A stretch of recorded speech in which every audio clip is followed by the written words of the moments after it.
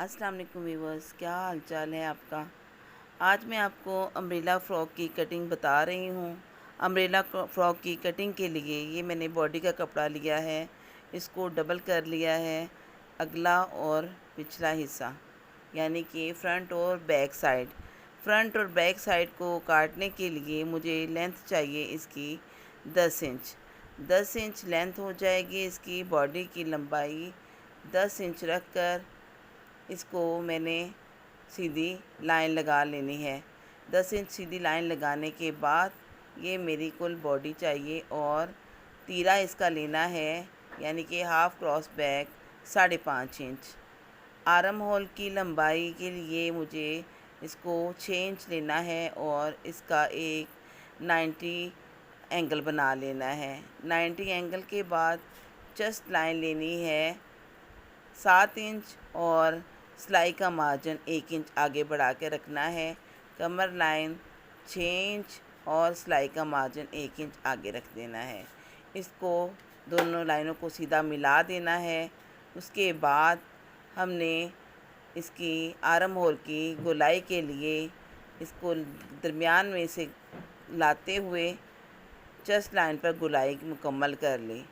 یہ front side کی گولائی ہے اور یہ ترچھا اس کو ہم نے کر لیا شولڈر کٹ کے لیے۔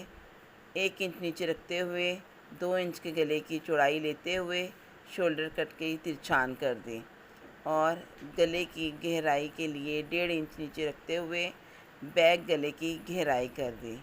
اب اس کو ہم سیزر کی مدد سے کٹنگ کریں گے۔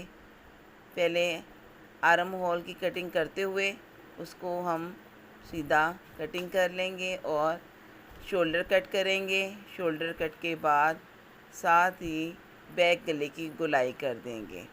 فرنٹ گلے کی گولائی کے لیے ہم بعد میں اس کو جب سلائی کریں گے تو فرنٹ گلے کی کٹنگ کے لیے 4 انچ گہرائی رکھیں گے۔ کمر لائن سے چیسٹ لائن تک کے لیے ترچھان کر دی۔ یہ میری باڈی کی کٹنگ کمپلیٹ ہے۔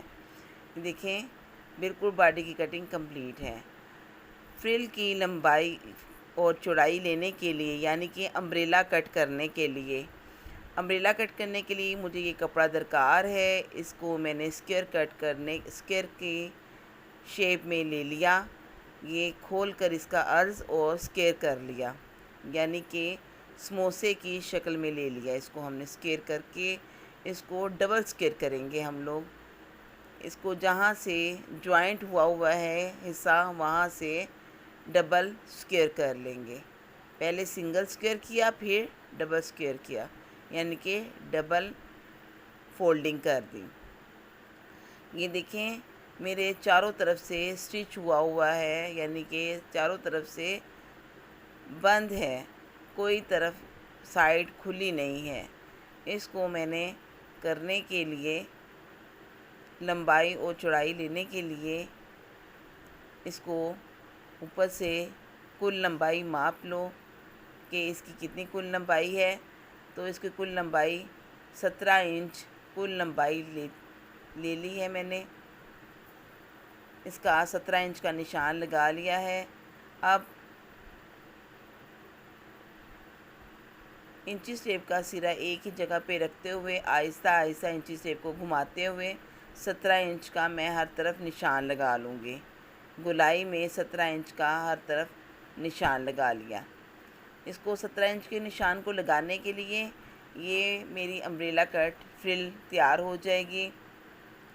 اس میں ہم بہت سارے ڈیزائن بھی کر سکتے ہیں یعنی کہ آگے سے اونچا کر کے پیچھے سے لانگ بھی کر سکتے ہیں۔ اس کو ہم اگر آپ لانگ یہ امبریلا کٹ سلائی کرنا چاہتے ہیں تو آگے سے تھوڑا سا اونچائی بھی کر لیں گے ہم، لیکن اس کو گولائی کے لیے چاروں طرف سے ایک طرف ماپتے ہوئے یہ میں نے گولائی کر لی ہے۔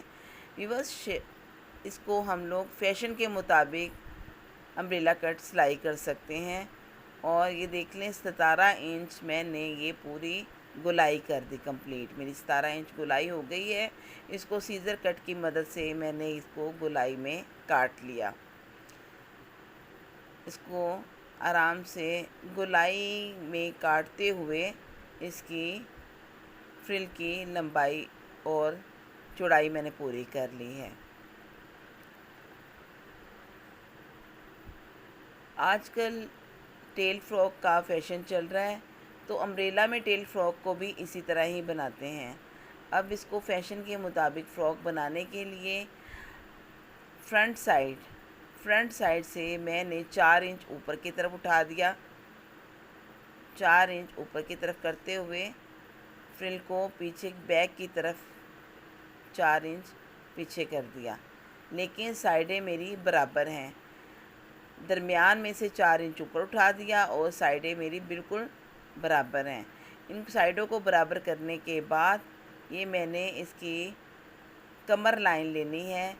जैसे हमने फ्रिल की लंबाई गोलाई में ली है, इसी तरह ही कमर की शेप के लिए भी और इसके राउंड के लिए भी राउंड में 4 इंच कमर की गोलाई लेते जाना है।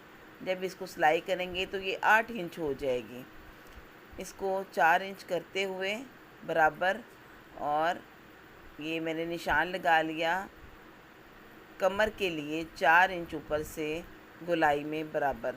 पॉइंट एक ही पॉइंट रखना है, वहाँ से गोलाई घुमाते हुए हमने इसको गोलाई कर देनी है और ये मेरी कमर की शेप हो जाएगी। कमर की शेप के बाद ये देखें पूरी 4 इंच कमर की शेप की मैंने गोलाई कर दी। अपनी तसल्ली के लिए आप दोबारा देख लें कि मेरी कमर की गोलाई बिल्कुल ठीक है। अब इसी तरह मैंने इसको कटिंग कर देनी है। दरमियान में से इसको सिलाई करेंगे तो दरमियान में से ऊंची हो जाएगी और बैक से ये लंबाई की तरफ होगी। ये कमर की शेप कर दी मैंने। इसको शेप को करते हुए इसको आप सीज़र कट लगा लें ताकि दरमियान इसका आपको याद रहे कि ये दरमियान साइडों पर जाना है और ये दरमियान में आना है। इसको कोई सिलाई नहीं साइडों पर आनी। इसकी स्पेशल बात ये है कि इसकी फ्रिल में कोई सिलाई नहीं आएगी, सिर्फ़ और सिर्फ बॉडी के साथ ये मेरी जो अम्ब्रेला है ये जॉइंट हो जाएगी, फ्रंट से ऊंची और बैक से लंबी, यानी कि टेल फ्रॉक की शेप देगी। ये साइडों से सिलाई करते हुए ये मेरी अम्ब्रेला टेल फ्रॉक तैयार हो जाएगी। उम्मीद है कि आपको मेरी ये वीडियो और ये मेरा कटिंग अम्ब्रेला फ़्रॉक पसंद आया होगा। नेक्स्ट वीडियो में मैं आपको इसको सिलाई करने का तरीका बताऊंगी। इसको लाइक करें, सब्सक्राइब करें और इसको शेयर करें।